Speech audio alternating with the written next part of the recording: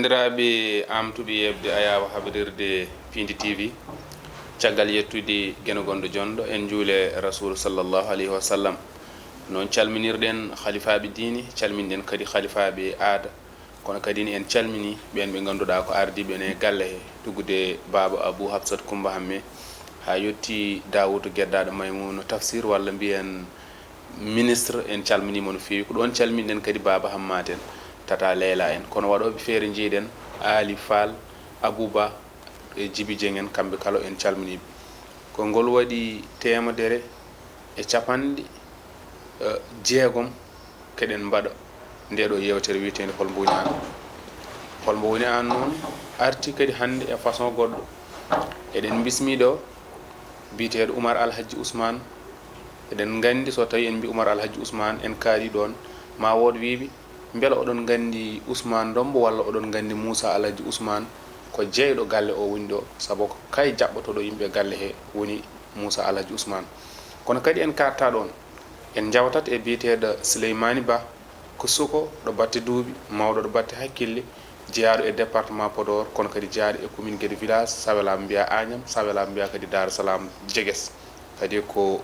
eɗen mbawi wiide ko sanɗo ɗo duɓa duɗal jaabi ha tirde. kono en kaɗani ɗon, eɗen gondi e jaadowo men e nde yewtere o wiyete ko Fatima Samb, mbi jiidi yummo ceeri baba ko taƴi en ɗo mawko banggue joola, banggue haalpular, kono wona toon paaɗen. en dokkat hoɓɓe men calmodira yeɓoɓe ayaw haɓirede Pindi TV. Oumar Alhaji, assalamu aleykum. aleykum salam ba Mody Ba adi ko fof mi salmini bandiraɓe fof, kadi mi salmini jawtigueɓe men. no mbiruɗani tan ko Oumar Alhaji Ousmane Dombo ari ɗo hannde ngam yewtidde wonɓe e Pindi TV fof, kadi weltini bandiraɓe fof e yeesa ko ɓurol inchallah. joni en jawtate Souleymane, assalamu aleykum. aleykum salam ba Mody Ba, salmini wujjude moon, salmini dendagal wonɓe e galle ɓe, salmini hilifaɓe galle ɓe, salmini hono Oumar Ousmane Dombo bokkum plateau e banam debbo calminama ndiga. ɗum noon Fatima Samb, calmodira yeɓoɓe ayaw haɓirede Pindi TV. mi salminima ba Mody Ba, mi salmini kadi dendagal yeɓoɓe ayango Pindi TV fof, e guila e wonɓe ɗo ene Sénégal ha e wonɓe e diaspora o. mi salmini Alhaji Oumar e invité meɗen Souleymane Ba. dendagal kadi yeeɓa ayango Pindi TV fof salminama juurama, kadi weltanama, ñagama moƴƴere, kadi ñaganama Allah moƴƴere. on calminama on mbiyama kadi bisimilla moɗon e émission meɗen holmbo woni an. ɗum noon caggal calminali ɗi gaɗorten mataw ko Oumar Alhaji Ousmane Dombo. min mbawatma wiide ko beele emin mbawi andude hol gonɗo Oumar Alhaji. eyi ba Mody, Oumar Alhaji Ousmane Dombo ko jeeyaɗo cuuɗi men Mafre to wiyetede école ko ɓi Alhaji Ousmane Dombo e ha Oumar Banare. ko bawɗo nawtude hoorema hakkade desat, kadi ko mbaɗaɗo on banggue sa wuti to kadi komi cownaji buyo, kono noon kadi mbiɗa woddede école naɓe ɗum tagui wiye ɗumtora Oumar Alhaji Ousmane Dombo ko kañum de woni ɗo, kam kadi kaldata. beele a meeɗi nadde école walla alqouranil karim? e ba Mody mimi naati école ha dañmi semma gaccumi école, kono ɓuran kam mi meeɗa hen naati. ɗon woni école place naniteji quoi Souleymani mbiyata ko place naniteji tigi. banggue qouran ni? banggue ɓuran ala mi naata hen. e kono tan Oumar tawi bammu ko ganndo, kadi yimɓe foof no parnori ɗum e nder département Podor, hande wiyama cukalel weela lekki, holko addi ɗum? eyi ba Mody, yettude Allah no fewi, kadi yettude jinnaɓe men debbo e gorko, yettude bandiraɓe fof, kala ko Allah waɗema yo taw ko ɗum ɓural, ɗum ɗo kadi ko Allah tan waɗi ɗum. mataw sa woni jaɓɓal ngal a liggo ha yimɓe innirema weela lekki, mbeɗa sikki mataw wonkoɓe jeeyi hen, hay sa an wiyani a yii kamɓe kam wonkoɓe jii. weela lekki o noon ko sehilam goto nalanke ene wiye Boolo Sow, kanko fuɗɗinima en calmini Boolo Sow lamɗam leñol. an fuɗɗinima weela lekki o hawrite bandiraɓe fof, kadi ante wono ɗum o liggeyam, hanti yimɓeɓe fof sehilaɓe fof hanti jaabi hen weela lekki ha bomi inde Oumar nde ɗiɓi majjuɗo wonti tan weela lekki, ko ɗum addi inde weela lekki nde. beela kadi weela lekki o gandal ngal ko a taw bamma ne janggi tan, jinnaɗo men Alhaji Ousmane, ko waɗanno tan ƴettuɗa lenggueje ɗe jahata, walla a yaha jiggoyɗa ɗum banggue goɗɗo? eyi ba Mody, min me gurdume baba ko duuɓi sappo, ko jangguino kam ko e nder duuɓi sappo ɗi ha joni mi yejjitani. kono yettere Allah kadi no feewi kadi yettude mawniraaɓe ɓe sabu ko ɓuri ko heewde jangol mum koye mawniraaɓe ɓe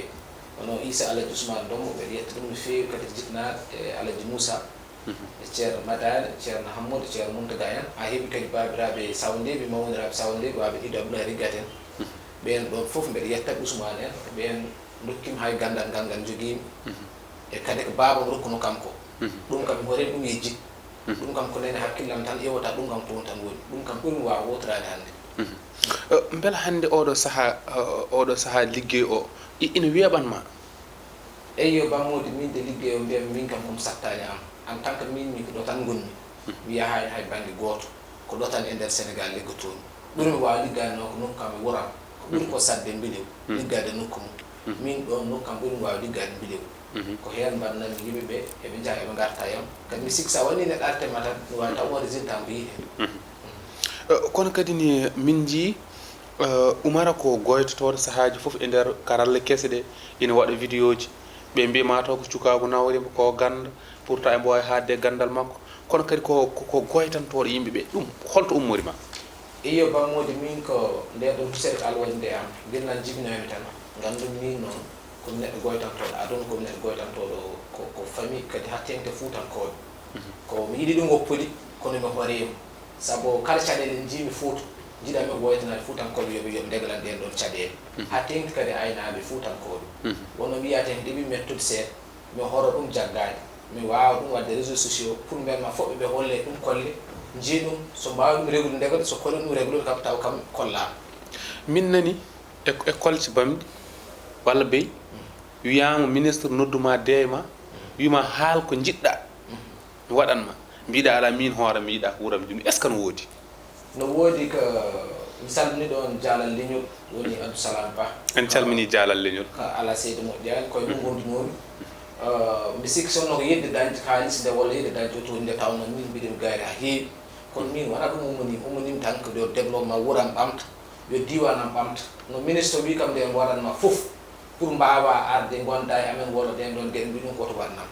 sa wanni kam tan min goto nafata kono sa wanni leñol ngol a wanni fuutankoɓe a wanni wuram ngol gonni kala garda ma ɓamta ma yi ɗum ɗo ngo wuro ko oɗo waɗi ɗum mi ɓamto hen ɓamtoɗa hen ko ɗum ɗon ɓuurani e tottede personnel min jii aɗa woyoto yo mafre dañ coura hakkude mum e nennet hakkude mum e beelel hakkude mum e tareji beela ko goytotoɗa ko ɓamɗa ko woytade beela ɓe jii ɗum eyyo min goytotomi ko alhamdulillahi rabbil alamin mi yetti hen kadi Moussa Sow Pima no goytimi de premier mo adi hen haalde ko biyetata Harouna Arda Gale Dialala Ba on ko commune Gamaji jeeya on adi hen haalde nodde ministre duwam kadi mbeɗa jooɗi pour courant mafre o waɗe finalement ɗum leeli arde noon ha joni arani kono ɗeɗo balɗe mi yetteno Moussa Sow no feewi par ce que mbaɗmide vidéo ko Moussa Sow jaggi hen kañum e joom suudu mum Penda Déme ɓe jaggi hen no feewi pour courant yawa waɗede mafre ko yaawi avant élection on ara ɗum kadi ko Moussa Sow jogui ɗen ɗon kaɓerɗe kadi eɗen jetta hen kadi Ba Mody Ba e jaalal leñol fof kadi dal mumen yiyama hen no feewi no feewi ɗum noon en jahat joni joni jabanen Fatima Samb o artan en e hol gonɗo Souleymane Ba biographie makko Fatima Samb artan min e hol gonɗo Souleymane Ba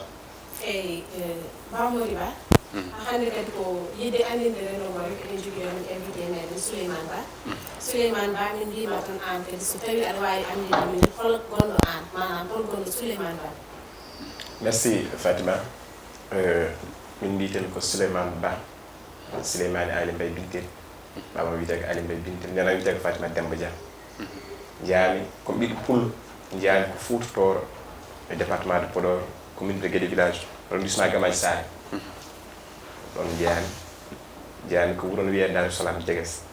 ɗon jibinami ɗon janngumi ɗon piƴmi ɗon mawnumi ko dañdimi bac ittimi toon addimi Dakar mbeɗa sikki so tawi Fatima no ɓaadi lerana min biographie makko so tawi no ɓaadima so ɓadakima kadi eɗen mbawi jokkude e namde men so tawi tan biographie o no ɓaadima gartana hen yimɓeɓe pour ɓe paama hoɓɓe men ɓe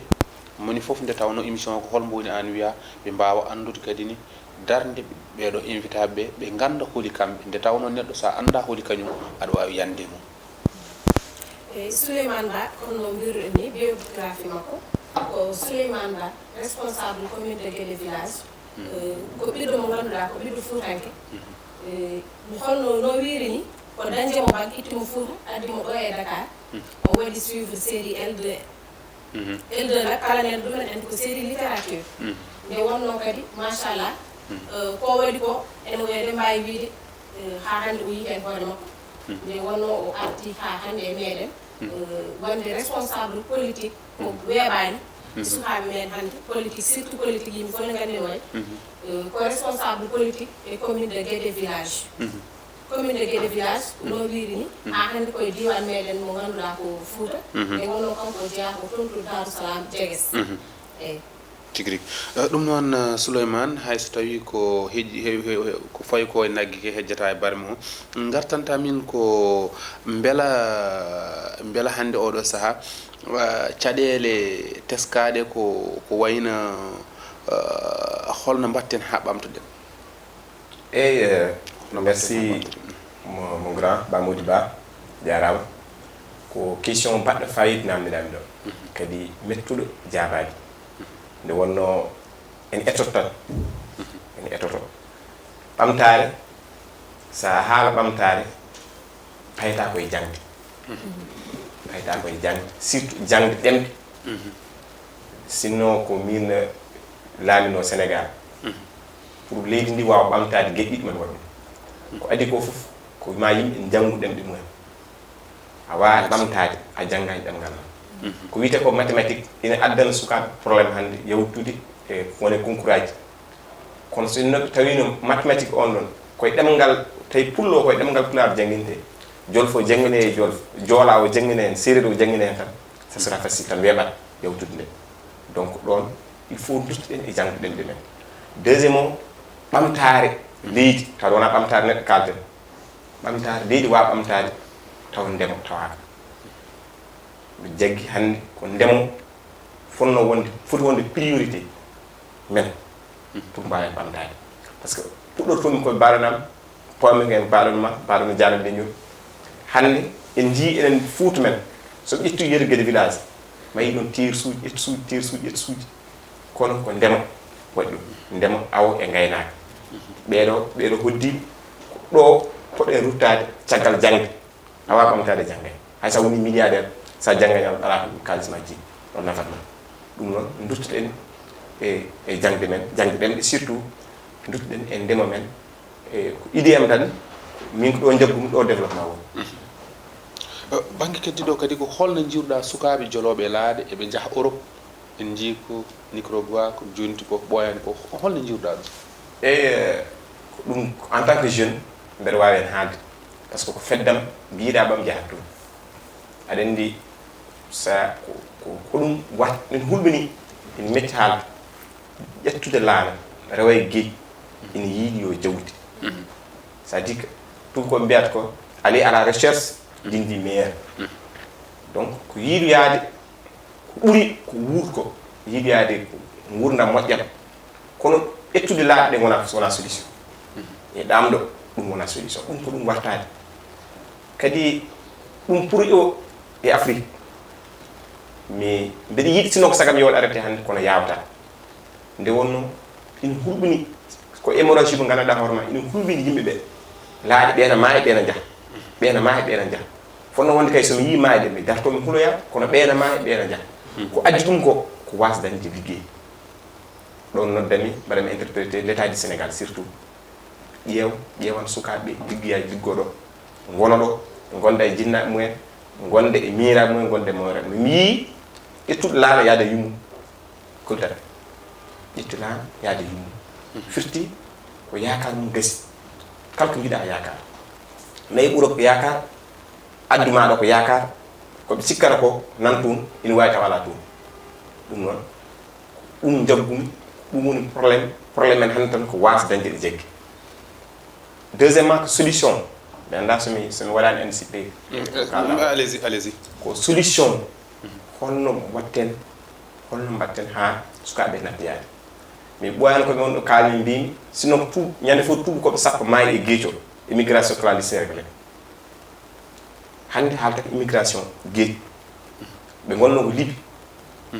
wonno mbimi immigration Libye ko tuubakoɓe jaltini jawdi totti Libi totti Maroc leyɗeele keeriɗe ɗe mbi ɓeeɗo woto ɓe jottuɗo kadi kalmi ko pommi ɗum koye article mbo Nima sin journaliste woni BBC kanko windi ɗum o wi européen ji ɗi mbi tan ko woto ɓe jottuɗo noon mbela fof ɓe mbaɗi en jii neɗɗo jagge waɗe chantage neɗɗo jagge yumum nodde adda kalis ɗum noon ko tubakoɓe ndewi ɗon ha pour bonnana men joni enen hono jooɗoto ɗen hono mbasirten yaade ko ardiɓe laamuji ɗi ma pewta sukaɓe jirno ɓe jekki waɗe communication surtout yimɓe gandine yimɓe kalne hol probléme gonɗo toon en jii internet yaaɓe toon mbaalat koye beddaji mbaalat ko ɗum wonde ɗo ɓuuri ɗum ruttade en ndema ka ɓuuri ɗum ruttade en gaynaka ɓuuri ɗum donc vraiment solution wani wat tan état en tant que responsable suka mo gardiɗo sukaɓe mbiyane Pulaar holno jiiruɗa 2012 ha 2023 to banggue sukaɓe e commune ma bon banggue sukaɓe e commune am e hitande nde ɗo yawtude quand même ina seɓori par rapport e ko yawti ko donc ma wot sikku mataw ko wonɓe memmi kono ina seɓori min élection ngaji jawtuɗi mi wondani e maire jooɗiɗo hannde Oumar Ba parce que pour répondre à votre question il faut ma jom mi wondanema kadi min mi wona cuuɗtoɗo so wondani mi wondanema kono won sukaɓe wonnoɓe ɗon hannde sa ari mairie may taw ɗon fodde sukaɓe jeetata jeenayi ko sukaɓe yahannoɓe dardat hannde nan liggo ɗon ina daña ɗon ɗum somi haalani ɗum ko way ko noon ko rankin joguimi e makko ni faami kadi sukaɓe nan toon vraiment eɓe ñaago état o yo ɓeydan yo yiiɓe vraiment sukaɓe nan toon wonko waɗa kono yo ɓeyde eyyi wonko heewi waɗaka 80% waɗaka heewi waɗaka 80% waɗaka 80% Macky Sall waɗani ɗum e commune Guédé presque 80% commune Guédé woni commune ɓurɗo mawnude e nder département de Podor amin jogui fodde 16000 électeurs so ɓurani commune Guédé ko wawi addande ko Macky nde élection législative département Podor addi ko si ma mémoire est bonne somi juumani 91 953 51 ɗum département Podor addi 91 000 commune Guédé addi ko 9801 wayno kono jiiɗi juuɗam koko jennani min fayen jugguitirɗa wadde ko 10% département woni ko commune Guédé addi ɗum commune Guédé ala directeur général ala mi yiyani toon ministre mi yiyani toon ballon sukaɓe ligguey mi yiyani ɓe jogui toon sehilaɓe ɓe jogui toon jinnaɓe kono daranto ɓe ƴagga sukaɓe toon adda Dakar yo ligga mi yiyani commune am jimi toon ko docteur Cheikh Oumar Anne mbeɗa salminamo au passage mbeɗa salmina babiraɓe am wonɓe toon won Abdoulaye Daoud en vraiment Mamoudou Bocar Sall kono Mamoudou Bocar Sall non Mamoudou ala poste fond de garantie wona poste hayɗo ɓuuri fond de garantie on budget de 600-700 millions wona poste ɗum go ala wawa heɓude est ce que ala sukaɓe o ƴettuno mi yiyani mi annama Mamoudou itti mi yiyani je serais fier de dire que kaari Mamoudou itti ɗum par ce que onon fof ɗo gandito kanko Mamoudou donc enen commune Guédé tan tout court en ngala DG en ngala DG en ngala ministre en ngala hay goto mi miiɗi ɗo wadde wiide ɗo dekkomi ɗo mbiɓe renni sukaɓe fof min mbawi to ɗo min dekkono e laamu ngu yo laamu ngu yi sukaɓe soɓe jeeyaɗe sukaɓe aɗa andi so yi en jeeƴƴata en laaƴ ken ganda ɗum est ce que ɗum noon mbeɗa andi aɗa andi an émission ngaji mbatten enen foof goto amen fof mbiɗa wawi wadde émission kono e pour tan dogen e nder gurdam ɗam min ji aɗa jokkodiri e Abou Djouba hakkude moon ha mouvement social holɗo fuɗɗi kodde Hawa Samba Dobaɗe Abou Amadou Malal Abou je salue au passage baba min komin mbayri ko haal téléphone ɓoyani Abou tawni ɗum ko baba ali bay bintel ali yeeyi yo Allah yurɗum yaafo ɗum yaafo yo Allah yurmo ɗum yaafo ɗum ko ɗum ɗon miñum Ibrahima Mbaye kayni on calmini kaw Ibrahima Mbaye miñam gorko nan galla men inniraka Abou Djouba Abou waɗi fedde yonti ummade kañum woni ɗo yonti ummade addi ɗum ko caɗele kaltade umminma ko ummin oɗo ko caɗele gurdam men ɗum ummin yonti ummade Abou Djouba woni galle mum ha 2 heures de jamma pullo gaynako noddi ɗum téléphone woni kaso koye caméra kalen koye télévision kalen pullo gaynako jaggade ina soka wi yo lobbi téléphone luuɓa noddi Abou Djouba téléphone ɗum c'est ɗum koko waɗi marqué ko hunde mawde noddi Abou wi Abou min be jigi oɗo probléme Abou gaɗo wonda o haaji Abou fi huɓɓo tum yeehi to regi on probléme gesa en jiiɗo probléme uji fulɓe dañi ɓooyani ko enen fof dañi par ce que fulɓe e jolfuɓe seeraɓe ene fof jiiɗuma dal en jii kewi ko mbawi faale mbadde yimɓe en jiino ɗo pour le gayna waɗa sisir baali mum keɓa nayi mum fof keɓa kanko Abou kanko regi ɗum o fellit noon o wi min mi waɗat fedde yonti ummade mi waɗat fedde mi darano sukaɓe mi darano rewɓe mi darano fof caɗele fof mi darano oɗo immigration clandestine koko muusim amin kewi ɗum haaldude donc o waɗi fedde o wi yonti ummade objectif mum tan ko addude solution e caɗele gurdam men ɗum ɓolu solution e caɗele men caɗele mo gawowo jogui caɗele baylo gonɗo Sinthiou Garba mo jogui caɗele gayna gonɗo boode ɗo jogui ko rendina o ƴeewa holno o addata solution o wiyata hay goto waɗi kumbuɗi o wiyata hay goto kumbuɗi omo jogui carte ɗe yeeyata sa soodi jehen jeeyɗa donc o wi ka o noddimi o haalnimi o wi mi resdima sukaɓe kadi wona sukaɓe département Podor ko sukaɓe Sénégal fof ɗum tagi mbeɗa foti wadde voyage seeɗa ɗo au niveau nder Sénégal omo jogui omo yiɗi wadde tournée ji kanko Abou pour présenter le mouvement au niveau international wona niveau national au niveau international yetti ummade partout voilà yo Allah yettin kawren hen enen e Pile TV ko yeɗen nde ɓooyi ma on 3 ans kono ko sosi ɗum ko darni ɗum koko hedde hitande wonata mais kadi structuration no muusi nde waɗi lancé mouvement o kanko e babam Amadou Ly mbiɗa salminimo au passage e Abou Ly ɓe jooli e manager makko ɓe mbaɗi socié e mouvement o ɓe noddimi ɓe mbi kan arde sukaɓe min lelni bureau amen min mbaɗi bureau amen provisoire kono min keeɗi ɗon mbiɗen waɗa pour mi wadde to non min woni le secrétaire national des jeunes secrétaire général des jeunes voilà voilà on peut dire ça national général ko goto a faami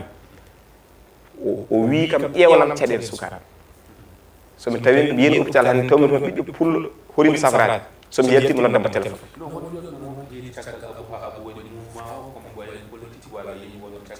ah non c'est à dire que non caggal leydi ne jeeya hen won wonɓe caggal leydi ene mbi yo waɗ kono politique Abou yahani politique pour l'instant gonduɗo amen noon amin mbawi fimde min mbima politique mbatta eyyi c'est normal wiye mbiɗem toon kono hannde mouvement o yahani politique hannde wiye ko jaɓɓal addande solution sukaɓe addande solution rewɓe média ji fulɓe nane mi haali ɗum mbimi poɗɗo Pile TV fulɓe milliardaire uji poti arta jagga hen voilà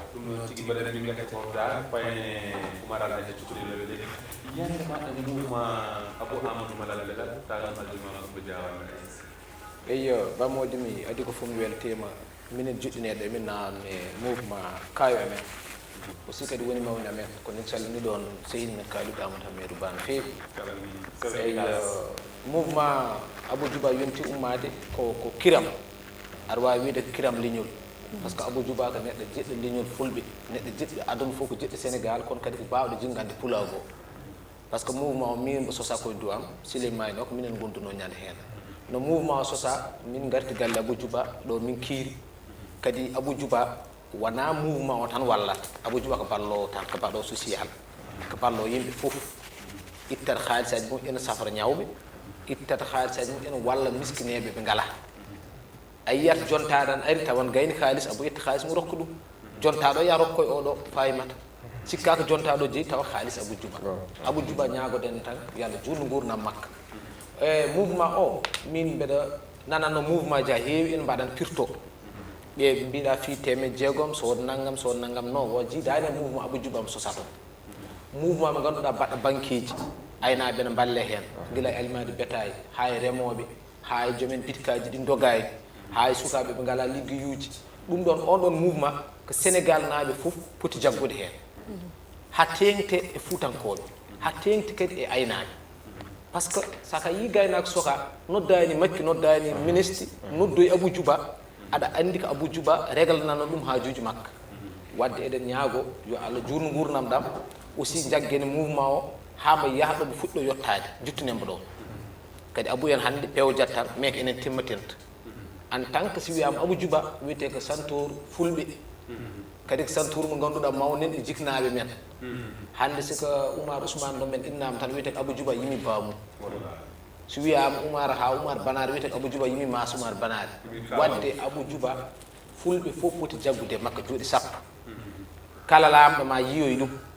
kala DG ma yiyoy ɗum kala ministre ma yiiɗi ɗum ɗum ko Allah waɗa ɗum ɗum ala ko mbawi hen heddude yo juuti hen gurnam min mbeɗa welte mouvement o mbiɗa yiɗi kadi jaggen hen mouvement o ɓamto mbawen hebde ƴettude caɗele gonɗe ɗe men ƴettude caɗele gonɗe fuutankoɓe zone uji liggo basal ardat koye sukaɓe basal ardat koye sukaɓe ñaw heewi tellade koye nayeɓe kono ɗum ɗon foof ittata ɗum ko liggade mbawa siko ñaw ari cafra so basal ari sukaɓe daro daado kada ɗum yettade diwan ko ɗum ɗon ko yimɓe poti ɗum darnade mballa doyso walloɓe leñol ngol mballa walloɓe leñol ngol kala ubbo leñol ngol woto yimɓe jettu ɗum woto jinnu ɗum kono yo goɗɗo ɗum dal so goɗɗi ɗum tan famata o waɗata ko moƴƴani mais sa ɓadima moƴƴo tan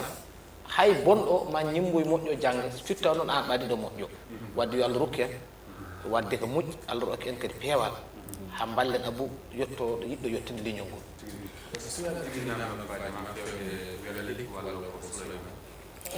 hande namdalam ko faade Souleymane e namde ɗe ɓennuɗen ko faate clandestin mi yi kadi ko faate nde mbiɗenmo holno mbatten ha ɓamtoɗen on haali hen haala éducation c'est une bonne chose j'apprécie bien par ce que éducation woni foof mais mbiɗa yi kadi e leydi ndi ɓe ganduɗa ndewe éducation ha tampi mais ha hande mbawa dañde to liggi est ce que eɗen mbawi wadde kadi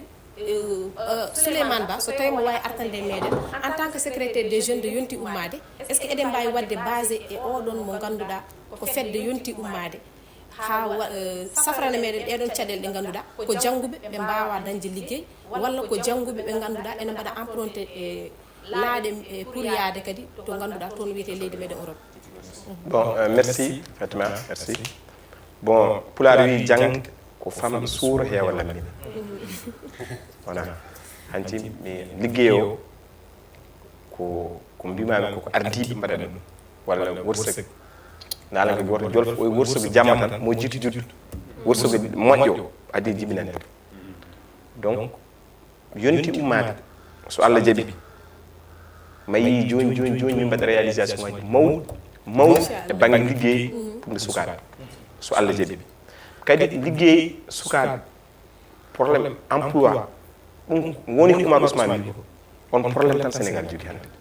probléme emploi ay manifestation ngaji boɗoji ɗi jiya yimɓe fof jalta probléme emploi e jeune sa joguimo ɗo jagguɗa sa joguimo ɗo dawɗa a wujjata talata haydara sa yalti ɗo mayiɗo simmotoɓe yamba ina jar sangara yonti ummade haɓo ɗum sukku sa dañi dawɗa 8 heures aɗa jippo 20 heures aɗa wuuri riwe a wonta e beddat simmo a wonta e beddat yam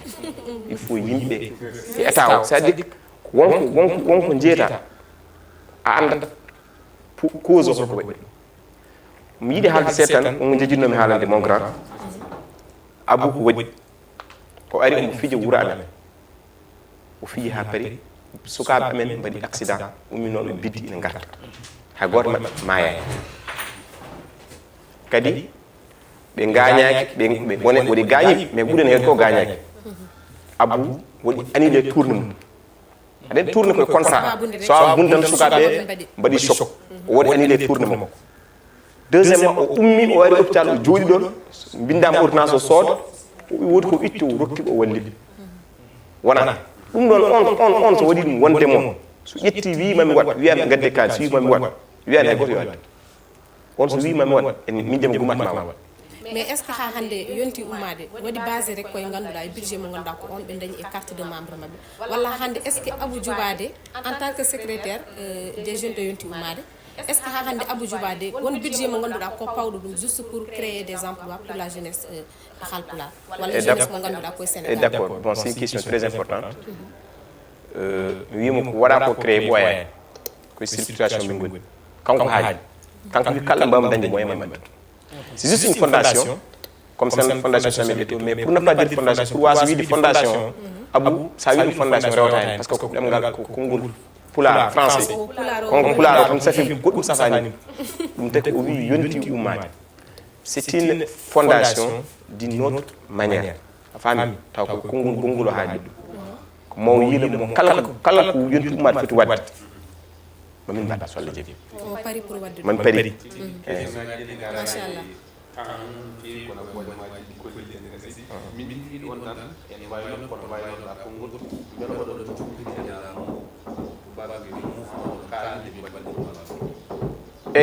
laamu kamɓe poti arde ɓe ƴeewa min mbaɗani politique koye terrain o min goni hande min jahani ƴewde koye terrain o min goni amin lijjiti probléme uji yimɓe faami kamɓe noon soɓe jiiya men ɓe keptini amen soɓe ngari min kaldat abou ƴewani hay goto kadi kam fof pote mum voilà donc récépissé ko hen min goni mamin keɓ ɗum ɓoyata so Allah jaaɓi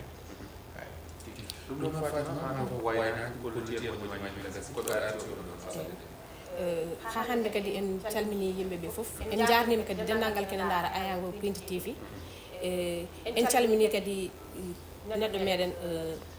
invité ji meɗen ɗiɗi ɗi ganduɗa garno ko haalde meɗen e cadre mo ganduɗa koye cadre jeunesse ha hande kadi en beltanima no fewi an Ba Mody Ba a weltanama no fewi dennangal kadi kene yeeɓa Ayago Pindi TV foof weltanama salminama kadi ñaganama Allah moƴƴere bon merci yo Allah junnu balde ma Allah moƴƴinu telle e weltinimo onon ko onon invité ji e mes caméraman Allah caméraman ɗum yontaɓe en mbeɗa yinno salminde sehlabam seeɗa ha sewani wono babam Amadou Sidi Ali Ba e mawnam debbo Bambi Malick Sall mo liggodirami to Darou Salam Diegues wono mawnam hono Moussa Amadou Diado Boode voilà ɓe lawaɓen lalla tokselen mbeɗa salmina kureejam jinnabam aussi mbeɗa salmini yimɓe wuurame mbeɗa salmini anam aussi parce que mi yewnima guilen ha joni mi yiyani merci eyyo ko weltanade bandiraɓe fof tan ñaganade telle ɗe yo Allah waɗɗi téléji ha heewa anne Ba Mody yo Allah junnu gurdam ma an e wonɓe ɓe caméraman nu ɗimin co andude ille ɗe kono vraiment ko ɓeɓe tenniɓe ko salminde tan e duwade tan Sénégal yo Allah rokku men yaara yeeso won leydi jaam won leydi ɓamtare aussi e kisal tawa ko kisal duumigal kadi ko ɓamtare ardude arsugaji sukaɓe e foof ɗum tan ñagatanomi hen Allah jarama aussi on jarama ɗum noon ko ɗo mbayonde ha saha goɗɗo kodi en mbawa salminde amene ma jeewo galle o e kadiat Ba joom suudu Alaji Kaliga Bakar e yayere ko ɗon calmimin kadi Ramata calmimin Djidji Bew en an Mbodje Abou Oumar en kono tan konngol mbayni jaten toon to Abou Kanté gonɗo toon to leydi France baɗɗo deftere wiyetede jooɓari moƴƴi o wi banni wona tan mo jennduɗa ɗiɗi Abou Kanté o wi banni wona tan mo jennduɗa ɗiɗam o wi kadi bandiraɓe ena ɗanno kono enɗam ɗannatako o wi bandiraɓe ɗanno kono enɗam ɗannatako o wi reeni enɗam ko muñal o reeni enɗam ko muñal kono kadi ceernoɗa ha mo golle saare kamani o wi so neɗɗo so neɗɗo wiyemo ina yiɗma ala ko nafma sa yiɗi goppa ɗum o wonto gañama ceernoɗa ha o so neɗɗo wiyene yiɗma ala ko wawi nafdemo sa yiɗi goppa ɗum o wonto gañama ɗum noon ko ɗo mbayno ɗen ha saaha goɗɗo hawrude weleede ndiyam tongoje temedere e capanɗe jeegom jokkoɗe e yeɓɓe tele Allah jarama jarama